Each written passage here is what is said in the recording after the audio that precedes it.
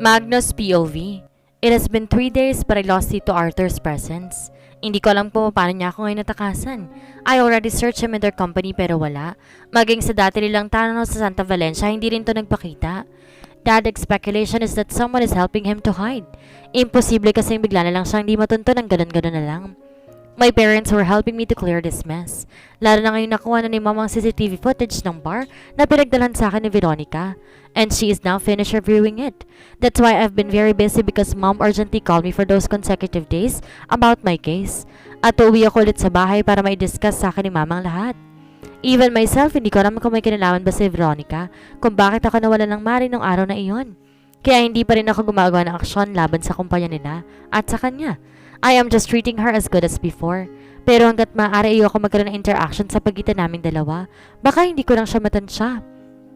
She is still the reason why Camila is running away. Kaya ayoko siya makita dahil baka may magawa lamang akong masama. Lopez Corporation is still doing fine.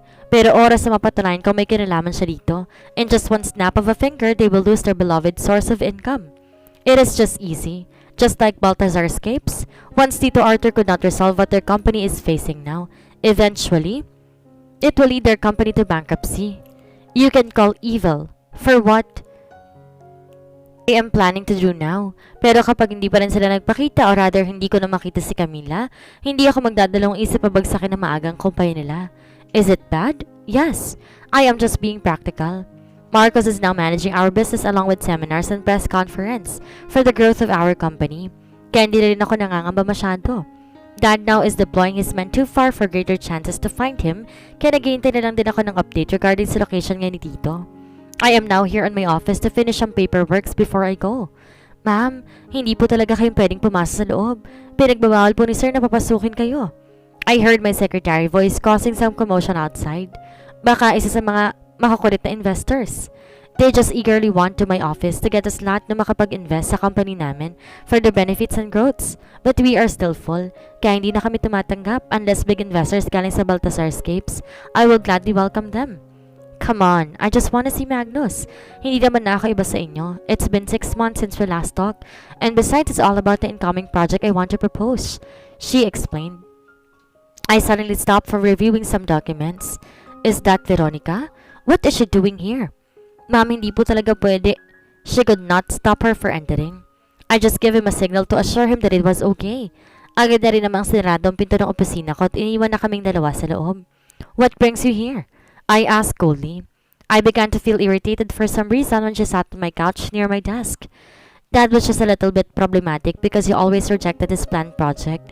Bakit daw ba? May hindi ka ba nagustuhan? She is now pouting like a real idiot. Tumikim ako bago nagsalita. I just lost interest on your business proposal. That is why I am rejecting it. Why don't you try to find other companies accept our deals with their not so concerning whim? Bakit? Espesyal ba kayo para palagi kong paglaanan ng oras? I grinned. She dropped her mouth open when I vulgarity said that. Totoo naman, their company sucks. Even their local brands are not so premium taste. Napatayo na siya ngayon habang di makapaniwala nakatingin sa akin. I am just ignoring her and doing what I'm supposedly doing. She is just a waste of time. What did you say? Why did you suddenly become so heartless with us, Magnus? May ginawa ba ako masama o kami ni Dad para maging ganyan ka? She complained. Really? She asking me that? Natawa ako doon. I licked my lips before looking at her with dagger on my eyes. Napasandal na rin ako sa reclining na swivel chair ko na nakapangalumbaba. I chuckled. Wala nga ba si Veronica? O baka meron? May dapat ba akong malaman? What do you think? Are you doing something evil behind my back? Kinatigil na iyon saglit at buhagyang lumayo sa desk ko. You seem pressure. Guilty perhaps? She is about to save face when I noticed my phone vibrate. I signaled her to stop so I can answer the call. It was Frank. Any updates? I snort. Sir, hindi namin makita. I massaged my temple while preventing myself from my sudden outburst. Paano hindi makita? Napabaga ako ng malalim na hininga. Sir, may tumulong po sa kanya isang lalaki banda sa avenida. Hindi rin namin naabutan. Kalokohan? Eh di sana hinabol ninyo. I cut him. They all are useless. I heard my dog kick at nalingunin si Veronica exist itself without saying goodbye. Pasensya na sir. Pumasok kasi sila nung kasama niyang lalaki sa isang private building kaya hindi rin namin nasundan. Magiging trespasser na kami kapag tuloy-tuloy pa namin. Pagpapaliwanag nito. Eh di hintayin nila makalabas sa building tapos sundan nila ulit. Mahirap ba yon? Then wait till they come out. I hissed. Sir, sumakay ng chopper. Wala na ho kaming habol doon. I cursed loudly until I ended up the call. And who is that man who helped him?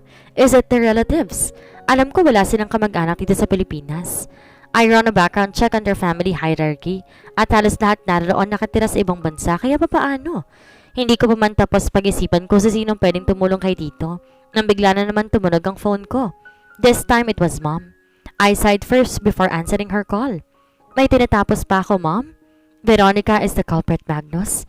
You better hurry come here para mas maliwanagan ka. I did not finish his sentiments. Veronica is now running away. Agad ako lumabas ng opisina para maabutan si Veronica. Nagpunta ako sa intercom to tell our security to hold the exit so she couldn't escape me this time. Nagmadali ako mababa ng lift para lang maabutan siya.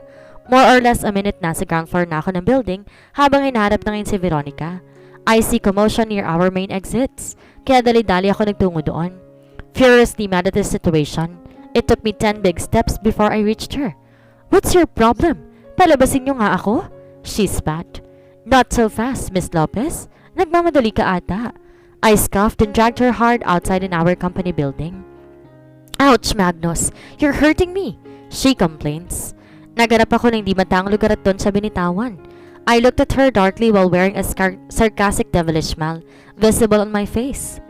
She is now looking fragile and scared. Poor woman! Why are you dragging me here? Scared but still shouting back at me. I used to be able to control myself before but not anymore. She is now pissing me off. I stepped closer to her and violently gripped her jaw. Stop playing innocent, Veronica. You are disgusting. Remember this day onward, I will punish you and make you suffer in time, just like what you did to me in that bar.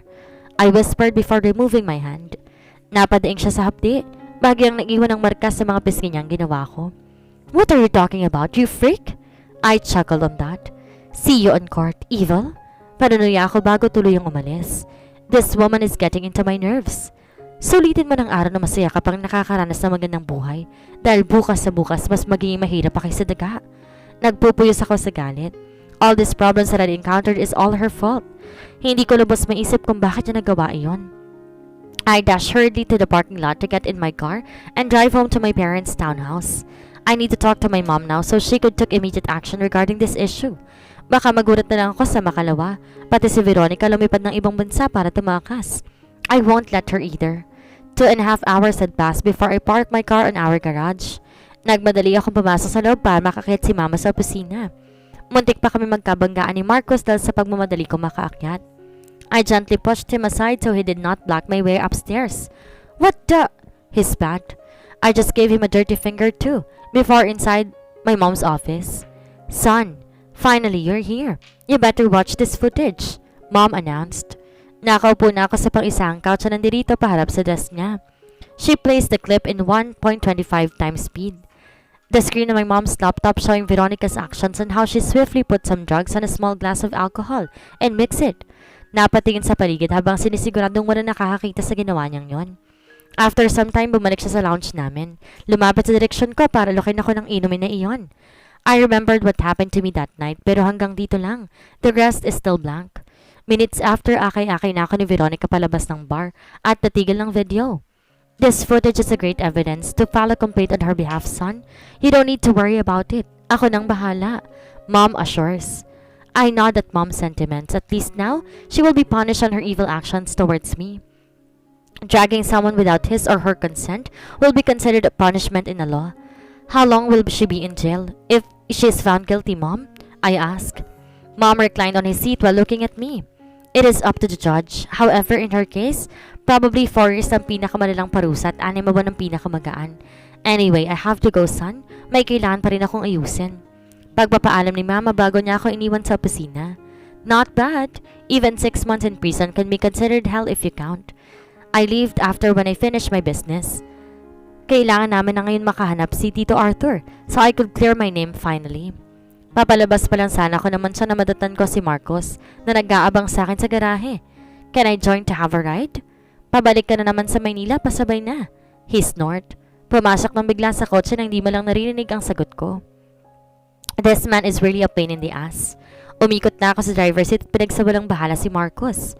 What happened with your car? Sinangla mo? I teased him. Blanco niya lang akong tinapunan ng tingin. I heard rumors na binenta niyang Blue Jaguar niya dahil naiinis ang fiancé niya tuwing nagpapakita si Marcos ng gano'n ng kotse. Ayaw pa rin sa'yo ng fiancé mo, Marcos? Poor you. Stay low profile, baka sakali magustuhan ka niya. I chuckled when he looked pissed at my words. I am just stating facts. Sienna is still a minor, 17 years of age, I think. While Marcos is much more ahead of her by about 8 years. He is now 25. Nainis lang sa kanya yung babae dahil halos sa pangalandakan ni Marcos ang yaman niya tuwing magkasama sila parati. The girl seems to like a very private life, while Marcos is the opposite. I could say that I like that woman for my brother because Sienna have a more mature and stable mindset unlike Marcos, who is the immature and impulsive things. Kaya nga binenta ko. Can you please shut your mouth, kuya, and start driving? He growled. Natawa akong bahagya pero sinimulan ng paandarin ng kotse. On our way to Manila. Naabutan kami ng traffic along Kalayaan Avenue dito sa Makati dahil gabi na. Masyado kasing maraming nag-uwi ang empleyado kapag gantong oras. Stop your car on the nearest restaurant here, kuya. Gutom na ako. Reklamo ni Marcos. I ducked slightly para mapatingin sa labas para malangha pa malapit na restaurant na tinatahak naming route. We saw steakhouse kaya nagpa siya na lang ako doon ito itigil. Bumaba naman agad si Marcos pagka-park namin at pumasok na sa loob. I ordered 2 set of steak and main course while Marcos requested for a big size of veggie salad for our appetizer. We are both fan of eating veggie since mom and dad taught us na sanayin daw namin ang sarili. Napatikim ako saglit na maalala si Camila na halos isiko na yung mga ganitong pagkain dahil ayaw niya. May sumigid tuloy na kadat sa dibdib ko dahil nangungulila na ako ng husto sa kanya. Is she doing good? Kamusta na kaya siya? Kahit malang sa ganyan wala akong balita. Is that Azrael and Camila's dad, kuya? Marcos snapped while looking at someone. Napabalik ako sa realidad sa sinabi ng kapatid. Napatingin na rin sa kanyang tinitingnan niya. Where? Sila nga. I hissed. Halos magmadali na ako sa pagtayo para lang makalapit sa kanya. Marcos is just following me on the back. We saw them palabas ng restaurant kaya dali-dali na kaming nagkumahog ni Marcos. Palabas maabutan lamang sila. I ran as fast as I could hanggang sa mahigit ko sa balikat ang papa ni Camila. The guy on his right side looked shocked with my sudden show up. Mr. Baltazar, where is your daughter? I wanna explain my side. Just listen for me at least, sir. Pagmamakaawa ko. Camila's dad looked shook too at halos hindi alam ang gagawin. Elias, he said. Yes, sir. Gusto ko lang kayong makausap. At ang umasa na rin kay Camila. Nasaan po ba? I did not finish my sentences when this Ashat suddenly interfered. Stop looking for Camila. Wala naman na kayo, so give her some space and privacy. Hindi yung halos ipangalandakan mo yung sarili mo sa isang taong ayaw ka nang makita. He said, Who is this man? Did I want to hear his opinion? I do not. Pinatayan ko ng mapanghamon niyang titig. Kung hindi lang gumit na sa amin si Marcos kanina ko pa ito nasapak. And who are you para diktahan ako? This matter is all about me and Camila at labas ka na doon. I raged in anger. Tito Arthur tried to tap this man's shoulder. Mukhang doon pa kumampi kesa sa akin. Sorry to say this, Magnus, but Camila is now my girlfriend. You cheated on her 6 months ago, right? Wala ka ng halaga ngayon sa kanya. Napalitan ka na. Ako naman ang hindi nagtapos sa sasabihin niya na bigla ko siyang sapakin sa mukha. What did you say? Dream on. I know, Camila, hindi siya gano'n na lang papatol sa'yo. I shouted. Marcos is now gripping me tightly on my both arms. Pinapatigil ako sa kung ano pang gagawin. Ganoon din si Tito Arthur sa lalaki na kapungin sa kalsada dahil sa sapak ko. Tinulungan ito makatayo ni Tito bago ako binalingan ng masamang tingin. Magnus, enough with this. Alam kong hindi mapatanggap pero yun ang katotohanan. Azrael is now my daughter's boyfriend. Huwag ka nang manggulo. Isa pa, at ganun ka rin. May babae ka naman. Kaya anong kinagagalit mo? Huwag mo na kaming guluhin at pasundan dahil kung gusto ka mang makita ng anak ko, siya mismong pupunta sa'yo. Huwag kang mag-asal-asal na sunod ng sunod. This was his last sentiment before they leave. Naiwan akong tulala habang katabi si Marcos. So it's true. The guy is still Camila's new boyfriend? Kung ganon, ano ako? Di naman kami naghiwalay para magkaroon siya ng panibago ah. Kahit nga text sa tawag na nakikipaghiwalay siya sa akin, wala ako natanggap. Tapos gagawin ako ng lalaking yon? Sasabihin niya na siya ang pinalit sa akin? Napasuntok ako sa padal sa sobrang inis na nararamdaman. Hindi ko matanggap. Paano? Bakit? Sa anong estado at paraan? I hate you, Camila. Hindi mo man lang ako binigyan ng pagkakataon makapagpaliwanag. I am just wasting my time and effort to look for you dahil may bago ka naman na pala. Camila's POV. I have been suffering for the past month since Dad go back to the Philippines. Hindi namin kaya ni Mom na kami lang nandito. We have no man here na aalalay sa akin sa tuwing may nangyayaring masama sa akin. Mom was too weak to hold me. One time, dinugo ako and Mom don't know what to do. Akala ko mawawala na sa akin ng mga anak ko but thank God, hindi naman. My doctor said it was just stress kaya isang linggo na rin akong halos nag-maternal bed rest para maiwasan ulit ang ganitong pangyayari. Dahil kapag naulit na ulit pa'y delikado na. Kaya pinakausapan ni Daddy si Azrael na pansamantalang samahan muna kami dahil malapit na rin ako manganak. Nakakahiyaman dahil parang puro problema na lang dinudulot namin kay Azrael pero hindi siya nagreklamo. How's Dad by the way? Okay naman? I asked while busy munching some fried potatoes that my mom cooked earlier. He just made a serious face and tried to get some fries on my bowl kaya iniwas ko. I glared at him habang siya'y nangingiti sa gilid. This one bowl is enough for us 3. Azzy, just cook for yourself, I snort. I am now irritatingly looking at him while pouting my lips. Alam ko namang kakarating niya lang dito but his fries is made by my mom. And it's so delicious kaya kahit na-miss ko siya, hindi ko pa rin siya bibigyan. He pinched my nose and started to laugh. Azzy, ano ba? Reklamo ko. Binitawan niya rin naman yun agad at sinandal ang ulo sa may sofa. He gave me a big sigh kaya napalingon ako sa kanya. Your dad is in the middle of crisis with your company and Magnus is behind all of this. Natapakan ko ang ego ng boyfriend mo. Sinabi ko kasi na girlfriend kita para rin na si Tito Arthur. Kakahabol. Ouch! Hey, stop! I did not finish what he said because I grabbed his hair hardly. Anong sabi niya? Are you crazy? Bakit mo sinabi yon? Ano lang iisipin nun sa akin? Ouch, Camila. Okay. Let me explain please. Remove now your hand. It hurts. He grumbled. Niluwagan ko naman ang pagkakahawak ko sa buhok niya dahil pansamantala din na may sumigid na kilot sa gilid ng tiyan ko. Saglit naman yung kinatigil habang pinapakiram naman ang sarili. It's not that painful. Nakakabigla lang tuwing gagawin niyo ng kambal sa akin. Azrael was just looking at me worriedly. You okay? Ano nararamdaman mo? Maanganak ka na ba? Should I call the ambulance now? Nagpapanik ang tanong niya. I chuckled on his immediate response. Hindi niya rin alam kung tatayo ba siya o tatawagin si Mama, kaya nailing ako natatawa sa ginagawa niya. Hinanap kong kanang kamay niya para hilahin at pigilan. He gets me when I hold his hand. Naupo siyang muli sa malambot na sofa. Inaya ko siyang tumabi sa akin. Sit here, utos ko. Nakakunot na lang siya sa harapan ko pero agad yun namang sinunod. At na makalapit, dandan ko nilagay ang kamay niya sa tiyan ko. I watched his reaction when he feels something kick on my stomach. I chuckled when he suddenly left his mouth open while looking at me with amusement. I burst out of laughter when he cursed, "Oh God!" Agad ko rin namang tinakpan ang bibig niya dahil baka marinig siya ni Mama at pagalitan pa kami. Tone down your voice, will you? I giggled. He just zipped his mouth and frantically looked down on my belly. They kick! He amusedly said. I am still giggling here but he said that. Yes, they kicked. It just means that they are alive. Hindi niya na inalis ang mata niya sa tiyan na habang maalon-alon dahil sa sunod-sunod na paggalaw ng kambal. Nakatuon ang atensyon niya doon na manghang-mangha. And apparently napansin ko rin panay ang galaw nila sa loob ng tiyan ko. Kaya medyo nagugulat na lang ako dahil kung minsan, pati sa kalagitnaan ng pagtulog ko bigla sila nagiging malikot. Mom said it was normal kaya masanay na ako. Pero hindi pa rin. You sure you're alright? Hindi ba masakit? The twins are just stretching your belly inside. Umiling akong natutuwa sa kanya. Can he just relax? I know this is new to him pero para siyang batang dinala mo sa amusement park. He is just molding my whole big bump. Pakiramdam ang kabuuan niyon sa bawat paggalaw. I'm okay, don't worry. You know what? I think you need to find a girlfriend, Azrael. Ayaw mo nang bitawan ng tiyan ko, oh. Gumawa ka na rin ng sayo. Pagbibiro ko pa. Para siyang biglang napasa sa salitang lumabas sa bibig ko. Inalis ang pagkakahawak sa aking tiyan. Napaupo ito ng bahagya kaya itinatawa ko lalo. What? He seems ready to build a family, di ba? Kaya bakit hindi? Umiwas din siya ng tingin sa akin at bahagyang lumayo. What's with him? Ayoko pa. At saka nandyan ka naman. Ako na lang munang tatayong ama ng mga bata habang hindi mo pa pinapakilala kay Magnus. Seryoso niyang sabi. Bigla ako napatawid ng upo dahil sa mga narinig. I don't want him to feel that way. Hindi tama. May sariling ama mga anak ko na hindi pa lang kami nagkakausap. Pero pagkapanganak ko naman, sasabihin ko rin kay Magnus. Lumapit na ako ngayon kay Azrael. Marahan siyang tinapik sa balikat. His focus is now on me.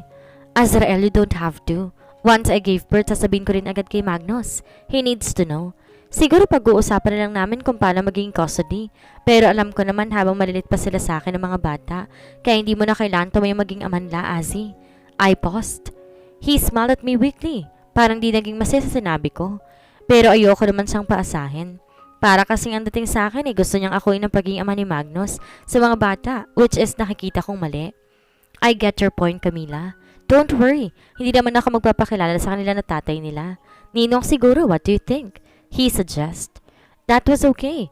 I just thought he wants to stand as the father of my children. Mali pala. Oh well, mas mabuti na nagkakaliwanagan. But hey, what did you say last time? You said to Magnus that I was your girlfriend. Sira ka. Nakanguso na ako ngayon sa kanya dahil ang lame ng excuses niya. I know Magnus would not believe that. Alam niya naman siya lang ang mahal ko kaya pa paano? Ewan ko lang din kung maniniwala siya. At saka bakit ko pa ba iniintindi yun? Tapos naman na kami. Nahihikab na niyang sinagot ang tanong ko. I just did that para labayan ng dad mo. Pero mukhang mas lalo napasama. Your boyfriend is brutal, Camila. Sobrang nakakatakot sa larangan ng negosyo. In just 2 months I stayed in the Philippines. Walang araw na hindi ko nakitang napapakamot sa noong papa mo dahil araw-araw ko mawalan kayo ng investors. I don't know what is he up to. Baka gumagante, he said. Napanganga na lang ako sa mga sinabi ni Azrael. For real? Naniwala talaga si Magnus? That man? Ano namang akala niya sa akin? Ganun lang kadali makamove on sa kanya? Nakakabwisit. Do you have his phone number? I arched now my brows. Na-stress ako nang wala sa oras. Baka bigla ako manganak dahil sa pinagagawa ni Magnus. How can we survive kung pinapahirapan niya kami? Wala kaming ganun kalaking pera. Manganganak pa ako sa sunod na buwan. Masyado siyang brutal sa lahat ng dahil sa selos. No, wala. He said while shifting his seat and slowly looking away. He is lying. I know he has. Come on, Azzy. I just want to talk to him, that's it. His face is evidently disagreeing with my sentiments. Bakit? May mali ba? Pagsasabihan ko lang naman. Baka madaan ko pa sa pakiusap. I promise.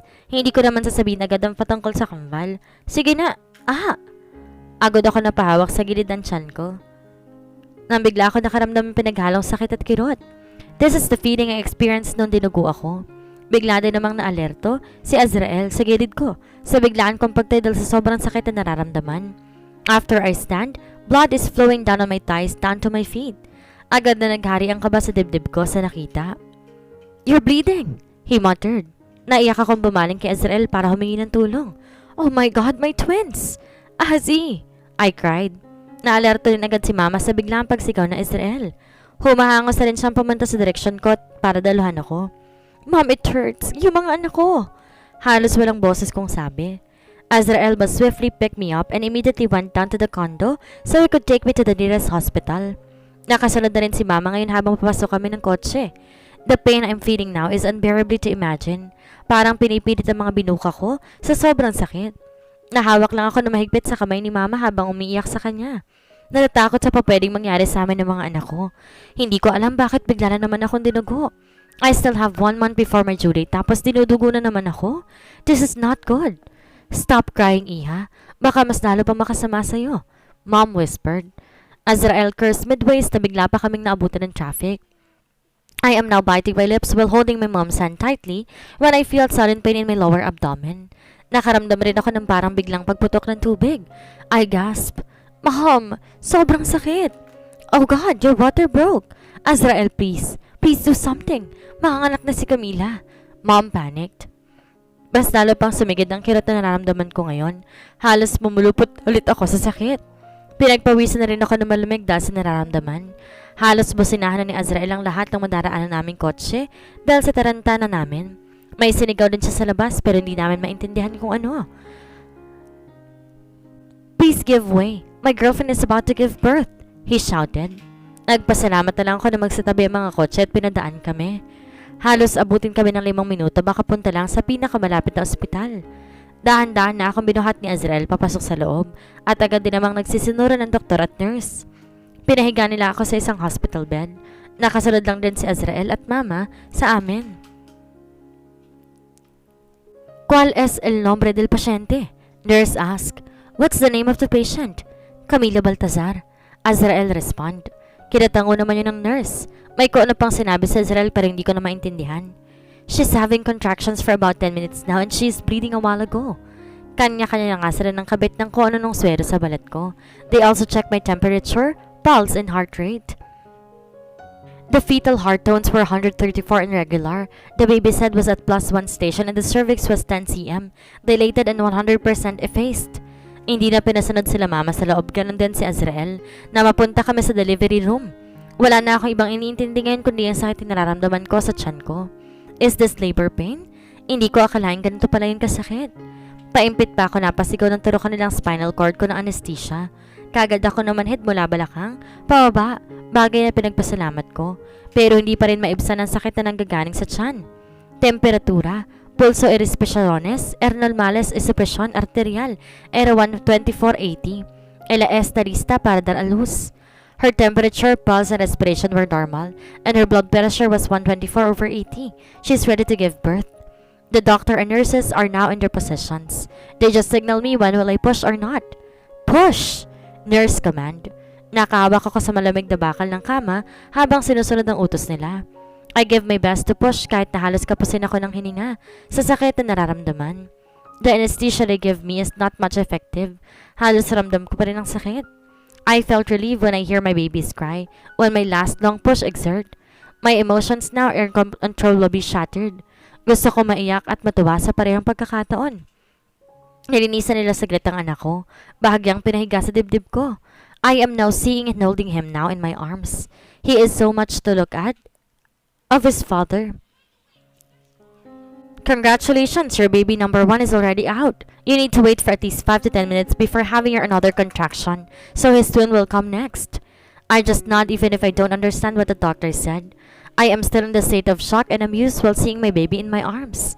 Kinabisado ko bawat pagkibot at paggalaw niya. Naiiyak kong isipin na pinagkait ko ang ganitong pagkakataon kay Magnus. I know how much he likes to have a child, tapos eto tinago ko sa kanya. Hahanap talaga ako ng tiyempo at sasabihin ko rin naman. But it is not the right timing para makiramdam. Pag sinabi kong kukunin niya agad sa akin ng kambal, ayoko mangyari yon. In the back of my head, sinasabi ng isip kong patagalin ko muna sa piling ko mga anak ko hanggang sa magtatatlong taong gulang o higit bago sabihin kay Magnus. I know what he is capable of, lalo na ngayong ginagawa niya ang pagpapahirap sa kumpanya namin. Ano na lang kapag nalaman niya na may anak pa kami. Baka ito pa ang kunin niya. Hindi ko ata kaya. After 10 minutes passed before my contractions started again, but unlike earlier, mas mabilis kong nailabas ang pangalawa ko. I pushed. I felt exhausted after my final push, but unfortunately, we heard no cry from the second child. Dinapuan ako kaagad ng kaba. Yung karinang tuyong luha sa matay na masauli. Nalabas na rin ang anak ko sa akin, ngunit wala pa rin kaming narinig na iyak ng sanggol. Halos 1 minutong hindi umiiyak ang anak ko. The doctor did everything to save him. Naiyak ako nagdarasal sa Panginoon na sana iligtas niya ito at huwag munang kunin sa akin. No! Oh my God! I cried. 2 minutes have passed and still we heard no cries. Nawawalan ako ng pag-asa. Gustong gusto ko nang tawagin si mama para sa kanya kumuha ng lakas. Magtatatlong minuto na wala pa rin. I can also see the doctor reviving and doing CPR on my child. Please, I'm begging you, save him. I pleaded. Halos tawagin ko natin santo mapagbigyan lamang hiling ko. Yung anak kong wala ng kulay halos mamuti na dahil dumadaloy ang dugo sa katawan. Pigil kong napatawag si Magnus sa isipan. I badly want him right beside me. Hindi ko alam kung anong gagawin. Minutes have passed until we heard a small pain and painful cry on my second child. Bumalik na rin ang kurin ng mga balat niya. Gracias o Diyos, they say. Thank you, oh God. Napahagulo ako ng 10 oras na marinig ko yon. Labis-labis ang pasasalamat ko sa Diyos dahil sa kabutihan niya. They cleaned him and lay on top of my chest. He was still crying unlike his brother who is falling asleep on my right chest. Mas malit ang pangalawa ko kumpara sa kuya niya. But they too are so much look-alike. Yung features nila dugong Villamor talaga. Halos wala mang nakuha sa akin. Even their eyes kay Magnus. Meron na silang palatandaan ngayon na isang blue bracelet na naka-indicate the baby number 1, baby number 2 under Baltazar's surname. The nurse asked me to push again for the placenta to come out. Bagay na ginawa ko naman. Halos pabasan ako at pagod na matapos ko silang ilabas sa mundo. Kinuha rin sila sa akin kalaunan ng isang babaeng nurse at dinala sa nursery room dahil kasalukuyan pa rin silang kulang ng 1 buwan. They need to incubate. Hindi ko alam pero matapos kong umiri ng umiri, bigla na lang ako dinadapuan ng antok kaya napakain na lang. I suddenly feel so exhausted after what I've done. That's why the dark consumed me. I no longer fought. Nagising ako kalaunan. May isang malambot na kamay na humahawak sa palapulsuhan ko. Pagkabukas na mata ko, si Mama na agad ang bumungad sa akin habang nakatayo sa gilid si Azrael. Pareho silang napaigtad na makita nilang may malay na ako. Tinulungan pa ako ni Mama sa pag-upo sa kama. Anak, thanks God you're awake. I almost had a heart attack kanina. I also called your dad. Pauwi na siya dito ngayon, Mom announced. Tumango lang ako sa sinabi ni Mama. Ma, yung kambal. Tanong ko sa mahinang boses. She is teary-eyed while looking at me. You're safe, Iha. You did a great job, anak. I smiled weakly at my mom while she was hugging me. Lumapit na rin si Azrael na kanina kasandal sa hamba ng pinto. How are you feeling? You okay? He looked so worried. Tumango lang ako bilang pag-aproba. This time, Mom withdraw his hold. Bigla din kumatok sa kwarto ko at pumasok ang isang nurse. Solo preguntare como nombrar a los niños? She said. Azrael just let it and eventually tell us what the nurse is trying to say. She just asked what's your twins' names should be Camila. May naisip ka na ba? On that part, I already have. Matagal ko rin yung pinag-isipan since they will carry a Billionaire surname kahit hindi naman kami kasal ng tatay nila. I thanked Azrael before my eyes fixed on the nurse. My first child would be named Nikolai Sebastian, while his twin is Nikolai Miguel, and they will be Billionaire surnames, I said. Si Azrael na mas nag-explain sa nurse sa mga sinabi ko. Pinasulat din niya ako ng isang malinis sa papel sa kung paano ba magiging spelling ng mga pangalan nila. Mientras tanto, necesita descansar señora. Tal vez mañana puede visitar a los gemelos, pero tienen que quedarse en la sala de recién nacidos durante un mes antes de que las den del alta. She added. Nurse? Tumango si Adit, umalis na inyon. Lumipat siyang muli at malambot na hinawakan na magkabilang kumpis niya. What did she say, Azzy? He kissed me on the top of my hair and gently massaged my face. What's with him? He looked so much scared. Tinakot mo ko, Camila. He muttered but it was almost a whisper. Natatawa ko na lang siyang binilingan dahil bakit? Saan siya natakot? Stop laughing, will you? You scare me. You have lost so much blood. Kahit ang mama mo nangamba kanina. I am just glad that you're okay now, he said. Even Mom on my right side is suddenly holding her laugh. Tinapik ko pa lang si Mama para patigilin. I just hugged him to comfort his unusual response. I know he's a good guy pero hindi ko akalain na masyado siyang fragile inside. Mabilis siyang matakot at manghina. I am sorry. Hindi na mauulit. I chuckled. But what the nurse says anyway? I asked again. I want to look at him but he never let me. Nakayakap lang siya na para bang walang balak na pakawalan. You just need to rest for now. Bukas mo na lang daw bisitahin ng kambal, he said. But I don't have a picture with them. Gusto ko silang kuhaan. Can you take a picture of them, Azzy? Since hindi pa rin ako makalakad sa ngayon. Pwede? I asked him. He just nodded. Yeah, let's just stay like this for a while. But what did the nurse says anyway? I asked again. I want to look at him but he never let me. Nayakap lang siya na parang wala akong balak pakawalan. Inayaan ko na lang siya dahil sinunod niya naman ang pabor ko. I just can't wait to see my twins. Gusto ko na agad magbukas para mabisita ko na sila.